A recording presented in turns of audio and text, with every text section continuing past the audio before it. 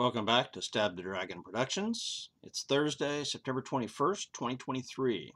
This will be episode number 129, DragonFire number 12, as tonight we talk about the Chicago mayor's plan for government-owned and controlled grocery stores, otherwise known as the Soviet Union's central planning of food resources.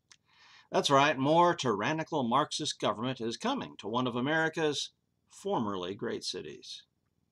On September 13th of 2023, Chicago Mayor Brandon Johnson, Democrat, although really it should read Communist Party of America, announced that he is going to start on a pathway towards taxpayer-funded, government-owned and operated grocery stores because of, quote, past harms that have contributed to purposeful disinvestment and exclusion and lack of food access in historically underserved communities, unquote.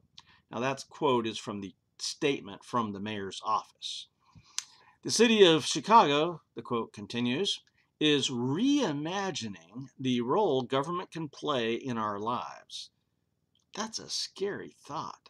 And anytime you see the word reimagining, I've seen it in theological church circles, and it's a bad sign. Just reimagining automatically means commies or gays or something are on the loose, on the rampage.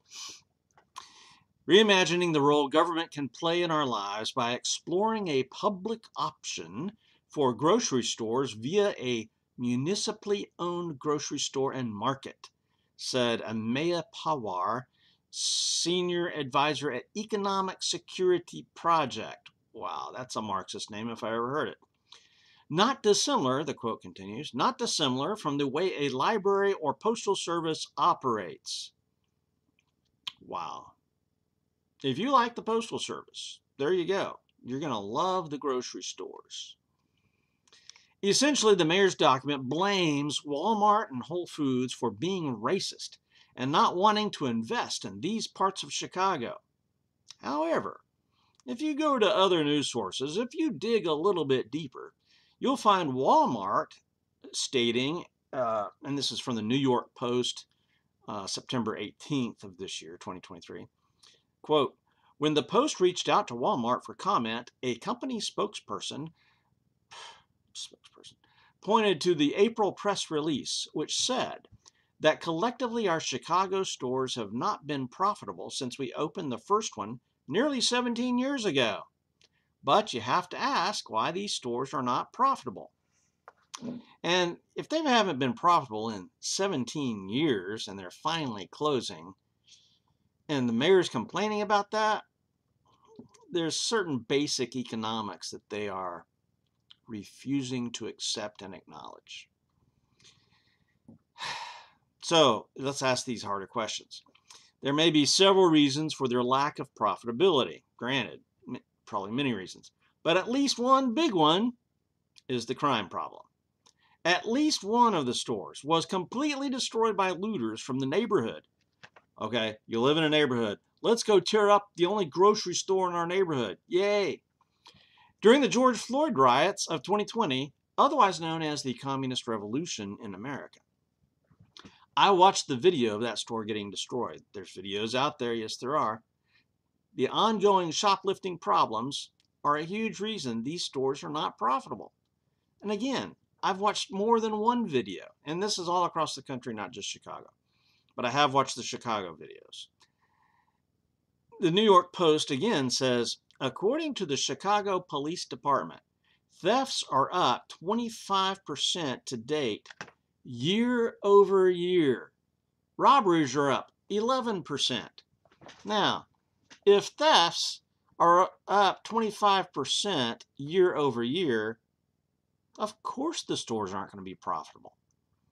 The next question is then, so if you got one of the reasons for the unprofitability of Walmart, and you dig down and you find crime, well, let's dig a little bit deeper. The next question is why shoplifting and looting are continuing to go up. The answer is complex again and multi-tiered. However, a big part of that answer is that Democrat-controlled cities and states are defunding the police. Remember all that from the George Floyd revolution.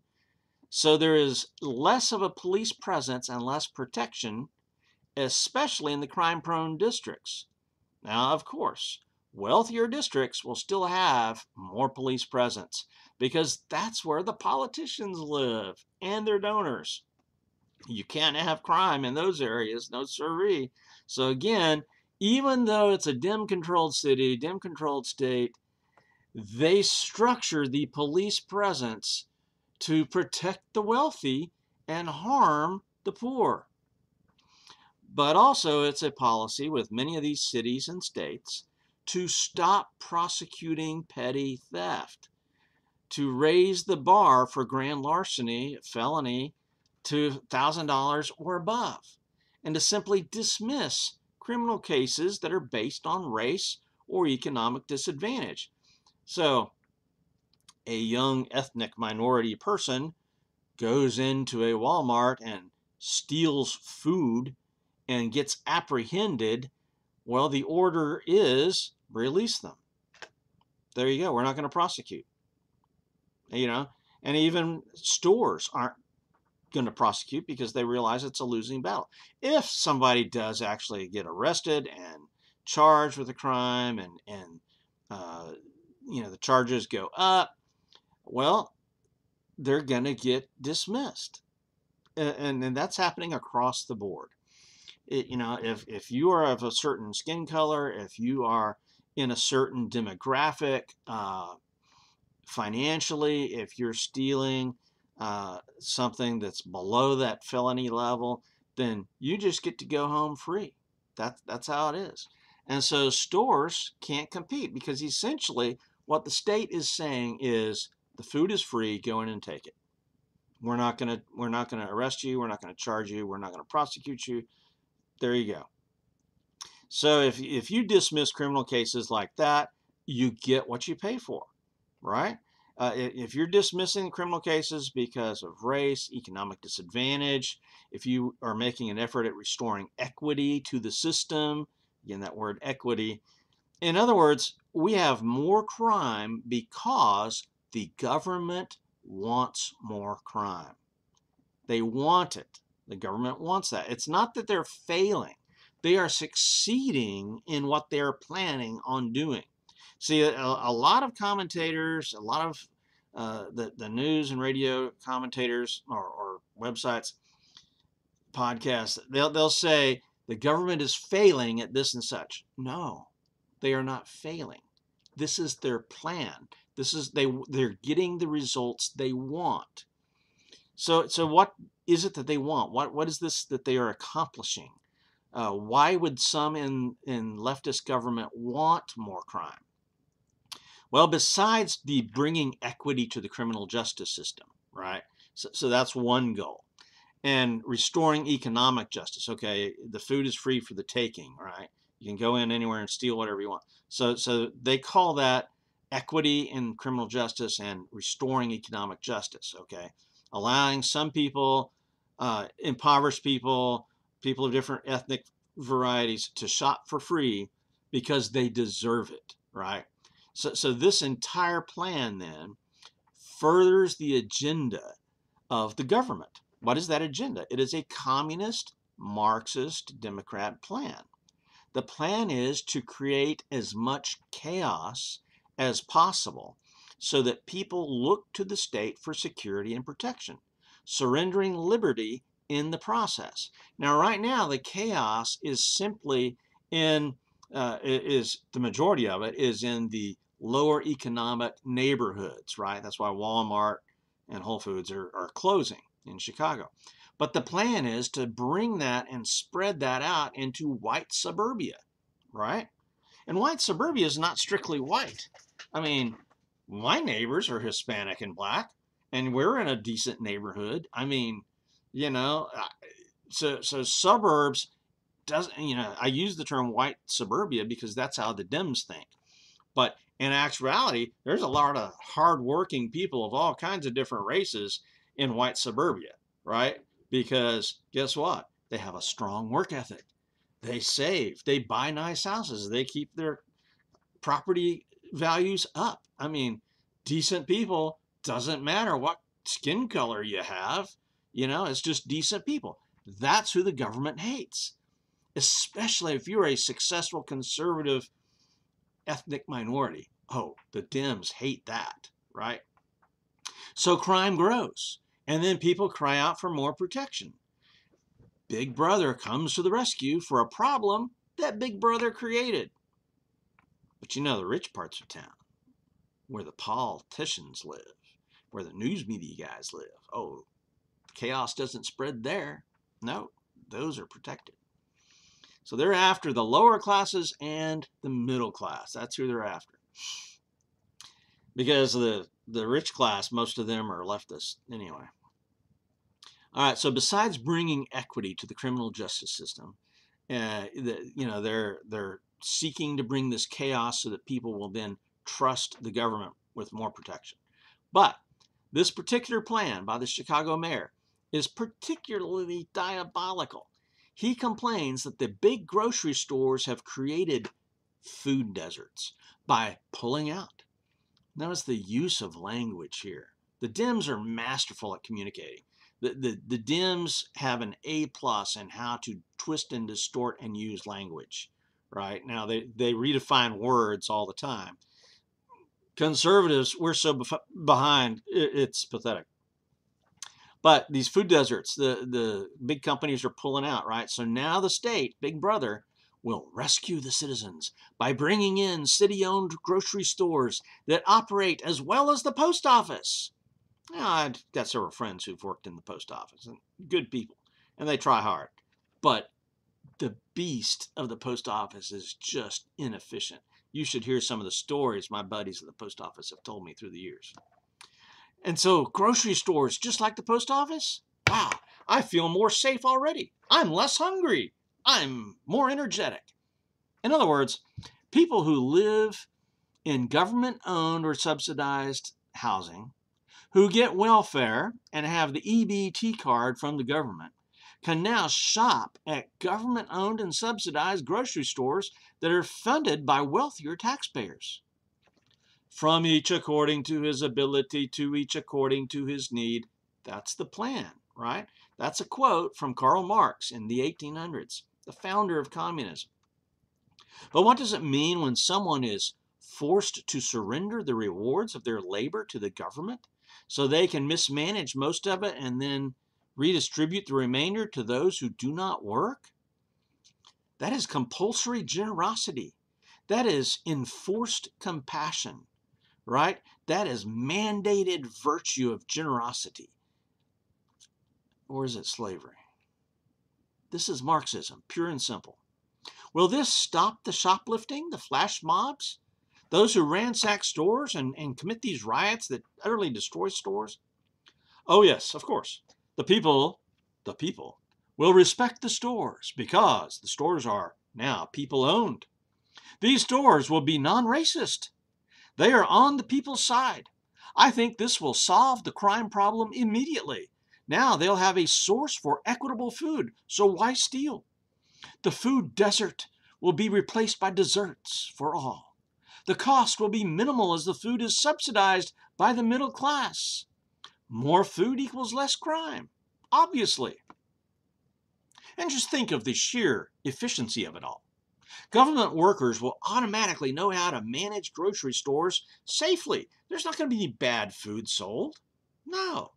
They're going to be efficient. There won't be any wastage. There's not going to be any pilfering. There's not going to be any lost funds skimming off the top or mismanaged food. There's not going to be any steaks going out the back door, is there? Of course not. Imagine the commercials on TV and the internet for this. Oh man. There's going to be clever marketing companies that make millions from the government to come up with commercials and advertisements for these grocery stores for the people. So the goal is to gradually bring Marxism to all of America. That's been the goal for over 100 years. I need a drink. Topo Chico.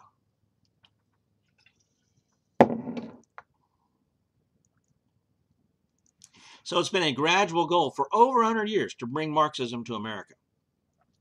But see, now it's accelerating. because the Marxists know they've got us. They're this close to achieving their goal, so they're stepping on the gas. They're pressing hard. The crime, the rioting, the non-prosecution of criminals, providing housing, EBT cards, welfare, free phones, and now government groceries, every step of this has the goal of enslaving you. The tyranny of communism is here now. Folks, the communist revolution is well underway in America. Smart people warned us about this in my childhood 50, 60 years ago. We've passed the tipping point. Okay, we're on the teeter totter. We're going over, right? We've passed the tipping point. We are over the cliff. Any step that we take now will be very painful and costly to stop the flood of communism, to extricate ourselves from this mess. There is no avoiding the pain that is to come. The pain of communism or the pain of resisting communism and returning to sound economics and good government under the Constitution. Either way is going to result in pain. And by that, I mean the jackbooted thug stepping on your neck or the revolution in the streets. Two things are going to happen soon. One, China's going to invade Taiwan within the next year or so. It's going to result in massive internal damage to the USA because China's got their guerrilla forces already in place here. They've got all their agents in place. Iran's going to get involved with it. Russia's already involved with it. North Koreans. It's going to be ugly. Even if we say, oh, you can have Taiwan, or, you know, Joe Biden will surrender to China. I'm convinced of that. Secondly, the U.S. will financially collapse underneath the burden of debt and taxes we have allowed our politicians of both sides to run up. The debt is insurmountable. It's going to bring a financial collapse. Now, what happens when these two crises happen? The Marxist Democrats will use the emergency to take measures like they did under COVID. So that was the beta run, right? They used that as an experiment to abolish the Constitution and write a new one. They're going to come for your guns. They're going to continue to attack our religion and our American heritage. But hey, the poor in Chicago will be eating better.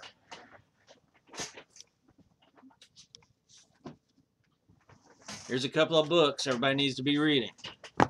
Well, 3. First of all, you need to read your Bible.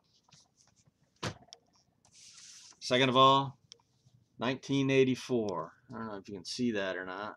1984 by George Orwell. An Animal Farm along with it. And then Brave New World by Aldous Huxley. Throw in Fahrenheit 451. Just for the trifecta. All right? You've got your reading assignment. This is Stab the Dragon out here in hoc signo vincis.